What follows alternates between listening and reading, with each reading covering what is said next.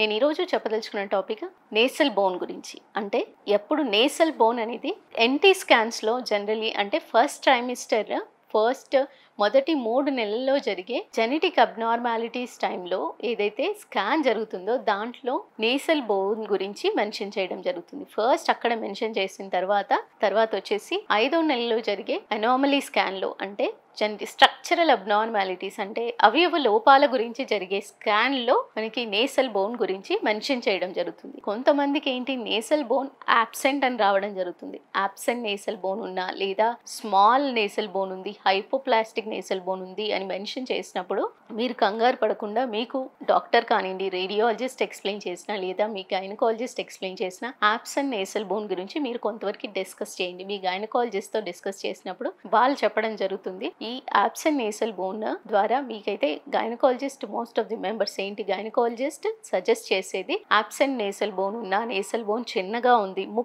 ముక్కు బోన్ అని అంటారు, ముక్కు భాగంలో ఉండేది బోన్ అనేది లేకపోయినా లేదా చిన్నగా ఉన్న స్ట్రక్చరల్ అబ్నార్మాలిటీసే కాకుండా జెనెటిక్ డిసార్డర్స్ ఏమన్నా ఉన్నాయా అంటే క్రోమోజోమల్ అబ్నార్మాలిటీస్ ఏమన్నా ఉన్నాయా అనేది జన్యుపరమైన లోపాలు ఏమన్నా బిడ్డకి సంక్రమించే ప్రమాదం ఉందా అనేది కూడా రూల్ అవుట్ చేసుకోవాల్సిన అవసరం ఎంతైనా ఉంది. సో ఇది స్ట్రక్చరల్ అబ్నార్మాలిటీస్ కానీ అనామలీ స్కాన్లు వచ్చిన అనామలీ స్కాన్ కంప్లీట్గా నార్మల్ వచ్చి ఓన్లీ యాబ్సెంట్ నేసల్ బోనే వచ్చినట్టయితే లేదా హైపోప్లాస్టిక్ చిన్నగా నేసల్ బోన్ ఉంది, చాలా చిన్నగా ఉంది అని అన్న జెనెటిక్ డిజార్డర్స్ కూడా ఎన్ఐపిటి జెనెటిక్ డిజార్డర్స్తో కూడా రూల్ అవుట్ చేసుకోవడానికి అంటే నాన్ ఇన్వేసివ్గా ప్రీనేటల్ టెస్టింగ్ అనేది అన్ని క్రోమోజోమ్స్ ఒక మదర్ బ్లడ్ ద్వారా ఎన్ఐపిటి అనే టెస్టింగ్ చేయడం జరుగుతుంది. ఈ ఎన్ఐపిటి టెస్టింగ్ ద్వారా జెనెటిక్ డిజార్డర్స్ అనేది ఏ రిస్క్ కేటగిరీలో అంటే 99% ఎప్పుడైతే ఆ ఎన్ఐపిటి టెస్టింగ్లో లో రిస్క్ కేటగిరీలో ఉన్నట్టుగా రిపోర్టింగ్ వచ్చినట్టయితే దాన్ని 99% ఏ రకమైన ప్రమాదం ఉండదు.